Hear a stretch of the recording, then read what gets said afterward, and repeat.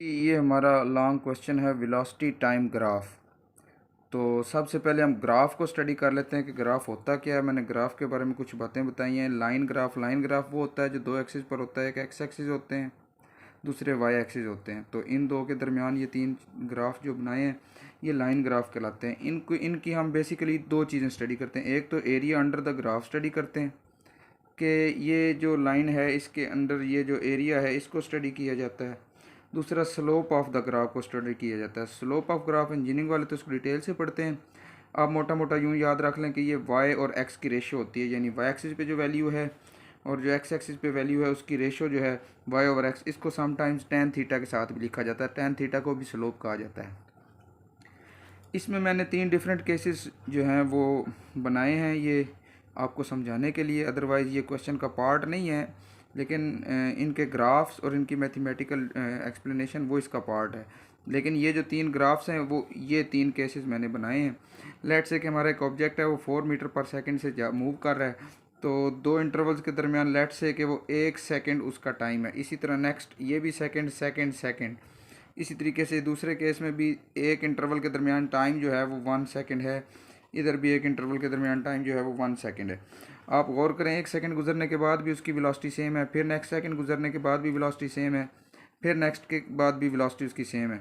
तो ये जो केस है, इस तरह का जो केस होता है जिसमें वेलोसिटी जो ना इंक्रीज़ हो रही है ना डिक्रीज़ हो रही है, इस तरह के केस को हम कहते हैं कांस्टेंट वेलोसिटी।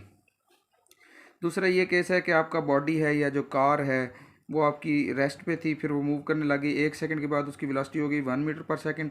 नेक्स्ट इंटरवल के बाद होगी 2 मीटर पर सेकंड। 1 सेकंड के बाद 3 और 1 सेकंड के बाद 4 होगी। तो वेलोसिटी बढ़ती चली जा रही है।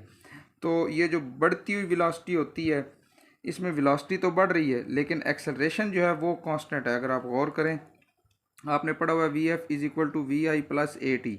तो इसमें अगर वी आई प्लस में इधर आकर माइनस हो गया, टी इधर मल्टीप्लाई हो रहा था तो डिवाइड हो गया, तो ये हमारे पास एक्सेलरेशन की इक्वेशन बन गई। ये एक्सेलरेशन किसके इक्वल होता है? Final minus initial velocity over time. आप इस केस में किसी भी इंटरवल के दरमियान आप एक्सेलरेशन फाइंड करें। लेट्स से कि अगर हम इन दो के दरमियान करते हैं तो फाइनल वेलोसिटी 1 है और इनिशियल वेलोसिटी 0 है और टाइम इन दोनों के दरमियान 1 है। तो 1 माइनस 0 इज इक्वल टू 1। तो हमारे पास जो आंसर आया है वो 1 मीटर पर सेकंड स्क्वायर है। आप किसी और इंटरवल पे फाइंड कर लें। लेट्स से कि ये फाइनल वेलोसिटी, ये इनिशियल वेलोसिटी। तो फाइनल 4 है, इनिशियल 3 है। दोनों के इंटरवल के दरमियान टाइम 1 सेकंड है। 4 माइनस 3 अगेन ये कितना आया? 1 मीटर पर सेकंड स्क्वायर। तो आप देखें जिस भी इंटरवल के दरमियान हम एक्सेलरेशन कैलकुलेट करते हैं तो आंसर 1 मीटर पर सेकंड ही स्क्वायर ही आ रहा है। तो इसका मतलब है इस केस में एक्सेलरेशन कांस्टेंट है, इसलिए इस केस को हम कांस्टेंट एक्सेलरेशन लिखते हैं। उसके बाद ये थर्ड केस है। थर्ड केस में देखें, ऊपर वाले केस में भी वेलोसिटी इंक्रीज हो रही थी। पहले 1 हुई, 2 हुई, 3 हुई, 4 हुई, लेकिन एक्सेलरेशन कांस्टेंट रहा। लेकिन इस केस में भी वेलोसिटी तो इंक्रीज हो रही है। पहले बॉडी की वेलोसिटी 0 थी, फिर 3 मीटर पर सेकंड, फिर 9, फिर 90, फिर 500 हो गई। मैंने डिफरेंट केसेस बनाए हैं। अब इसमें भी एक इंटरवल के दरमियान टाइम तो 1 सेकंड ही है, जिस भी इंटरवल की आप बात कर लें। अगर हम इसका एक्सेलरेशन कैलकुलेट करें, किसी भी इंटरवल पे कैलकुलेट करें, हमने पढ़ा है कि एक्सेलरेशन होता है final velocity minus initial velocity divided by time interval. तो इन दो टाइम्स के दरमियान अगर हम कैलकुलेट करें तो फाइनल 3 है, इनिशियल 0 है। फाइनल माइनस इनिशियल, तो 3 minus 0 divided by 1 is equal to 3 metre per second square आ गई।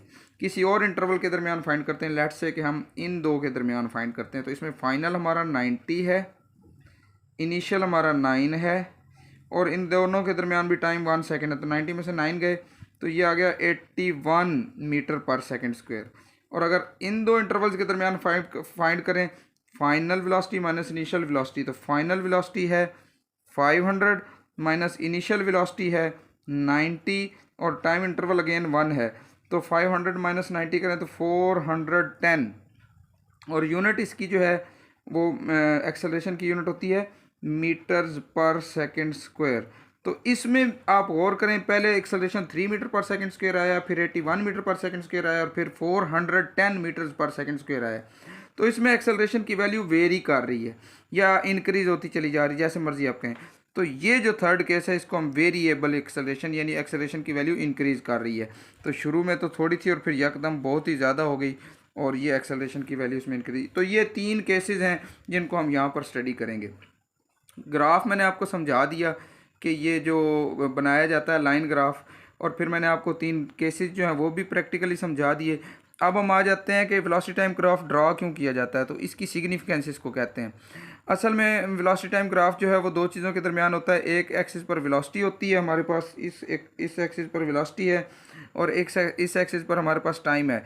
तो ये वेलोसिटी और टाइम के दरमियान ये ग्राफ बनाया जाता है। इसलिए हम इससे दो चीज़ें कैलकुलेट कर सकते हैं। एक तो एक्सेलरेशन कैलकुलेट कर सकते हैं, क्योंकि आप जानते हैं कि वेलोसिटी और टाइम का रेशो जो होता है वही एक्सेलरेशन होता है। तो एक तो ये हमें एक्सेलरेशन बताता है, दूसरा हमें ये डिस्टेंस कवर्ड या डिस्टेंस मूव्ड उसके बारे में भी बताता है कि डिस्टेंस कवर कितना किया। तो पहले केस पे आ जाते हैं। फर्स्ट केस था हमारा कांस्टेंट वेलोसिटी। तो कांस्टेंट वेलोसिटी का मतलब है कि पहले वेलोसिटी 0 थी, फिर 1, फिर 2, फिर 3, 4। तो ये 4th पॉइंट से लिया जो मैंने यहाँ पर केस डिस्कस किया है। और देखें पहले 1 सेकंड टाइम गुजर गया, 2 गुजर गए, 3 गुजर गए, 4 गुजर गए, टाइम गुजरता जा रहा है, वेलोसिटी ना ऊपर बढ़नी थी नीचे कम होनी थी, ना बढ़ रही है ना कम हो रही है। तो ये कांस्टेंट वेलोसिटी है।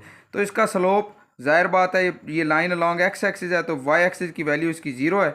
तो जब वाई एक्सिस की वैल्यू 0 होगी तो स्लोप भी 0 आ जाएगा, इसलिए हमने कहा कि इसका स्लोप जो है वो 0 है।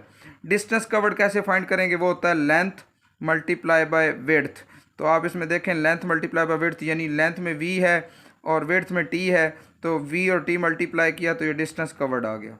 दूसरा केस था कांस्टेंट एक्सेलरेशन का, ये वाला केस है जिसमें पहले भी 1 मीटर पर सेकंड स्क्वायर आया, फिर दोबारा कैलकुलेट किया तो फिर 1 मीटर पर सेकंड स्क्वायर आया। तो ये कांस्टेंट एक्सेलरेशन का केस है। इसमें आप स्टार्ट जब हुए थे तो उस वक्त वेलोसिटी भी 0 थी और टाइम भी 0 था, और जब आप यहाँ पर पहुँचे तो आपकी वेलोसिटी v हो चुकी थी और टाइम आपका t हो चुका था। इस केस में भी अगर हम स्लोप कैलकुलेट करें तो आप देखें कि ये स्ट्रेट लाइन है, यानी y और x की रेशो, मैंने बताया था ना स्लोप y और x की रेशो होती है, तो ये रेशो चेंज नहीं हो रही, ये कांस्टेंट ही रहनी है। तो यानी स्लोप कांस्टेंट है, और स्लोप कांस्टेंट है तो हमने पढ़ा था कि v/t यानी y एक्सिस के लॉन्ग v है और x एक्सिस के लॉन्ग t है, तो इन दोनों की रेशो जो है एक्सेलरेशन होती है। तो अगर स्लोप कांस्टेंट है तो इसका मतलब है कि एक्सेलरेशन कांस्टेंट है, और y एक्सिस के लॉन्ग वैल्यू है bc और x एक्सिस के लॉन्ग वैल्यू है ac, तो इसमें एक्सेलरेशन कांस्टेंट है। मैंने आपको बताया दो चीज़ें हमने फाइंड करनी है, एक एक्सेलरेशन और दूसरा डिस्टेंस मूव्ड या डिस्टेंस कवर्ड। तो इसमें अगर आप डिस्टेंस कवर्ड कैलकुलेट करें तो वो एक ट्राइंगल है, ट्राइंगल जो है उसका एरिया फाइंड करना पड़ेगा। आप जानते हैं एरिया अंडर ट्राइंगल ABC, किसी भी ट्राइंगल का एरिया जो होता है 1/2 इंटू बेस इंटू एल्टीट्यूड होता है। तो आप इसमें देखें बेस है AB और एल्टीट्यूड है BC, तो ये इन दोनों को मल्टीप्लाई किया तो ये 1/2 VT आ गया। अब ये जो 1/2 V है इसको हम एवरेज वेलोसिटी भी लिखते हैं। कैसे लिखते हैं, आप जानते हैं इनिशियल वेलोसिटी 0 थी, फाइनल वेलोसिटी V हो गई और टोटल 2 से डिवाइड कर दिया, तो इसको 1/2 V भी लिखा जा सकता है। तो इसलिए हम इसको एवरेज वेलोसिटी इंटू टी भी कहते हैं। तो ये डिस्टेंस कवर्ड आ गया। इसके बाद हमारे पास आ गया थर्ड केस। थर्ड केस मैंने आपको ये बताया था जिसमें पहले acceleration 3 metre per second square आया, फिर 81 मीटर पर सेकंड स्क्वायर आया और फिर 410 मीटर पर सेकंड स्क्वायर आया। तो वेरिएबल एक्सेलरेशन है। अब क्योंकि एक्सेलरेशन वेरी कर रहा है तो ये तो एक कर्व बन रही है, ना ये कर्व थी ना ये कर्व थी, लेकिन ये तो एक कर्व है। अब कर्व में तो हर पॉइंट पे एक्सेलरेशन स्लोप डिफरेंट होगा, तो हम क्या करेंगे, जिस पॉइंट पर आपने वैल्यू लेनी है उस पर एक टेंजेंट ड्रॉ करेंगे। टेंजेंट क्या होता है, टेंजेंट एक पॉइंट को ऐसी लाइन, स्ट्रेट लाइन जो किसी भी कर्व को एक पॉइंट से टच करके गुजरती है, हम उस टेंजेंट को ड्रॉ करेंगे और फिर उस टेंजेंट का स्लोप फाइंड करेंगे। तो इसलिए मैंने लिखा है स्लोप ऑफ टेंजेंट, और वो हमें क्या बताएगा, मैग्नीट्यूड ऑफ इंस्टेंटेनियस एक्सेलरेशन, यानी कि जो एक्सेलरेशन है उसकी इंस्टेंटेनियस वैल्यू, इस लम्हे पे जो वैल्यू है, इस लम्हे पे कोई और होनी है, इस पे कोई और होनी है। हम जानते हैं कभी कोई और होती है वैल्यू, कभी कोई और है, और यहाँ पर कभी कोई और है। तो ये हमें सिर्फ मैग्नीट्यूड ऑफ इंस्टेंटेनियस एक्सेलरेशन बताएगा। और लास्ट में डिस्टेंस कवर्ड आ गया। जो डिस्टेंस कवर्ड है वो आपको पता है कि numerical value of area under the graph. तो जिस पॉइंट पर आप फाइंड कर रहे हैं उस पॉइंट पर उसका under the graph area calculate करेंगे। इसको सेकंड ईयर में आप डिटेल में पढ़ते हैं, मैथमेटिक्स वाले, इंजीनियरिंग वाले।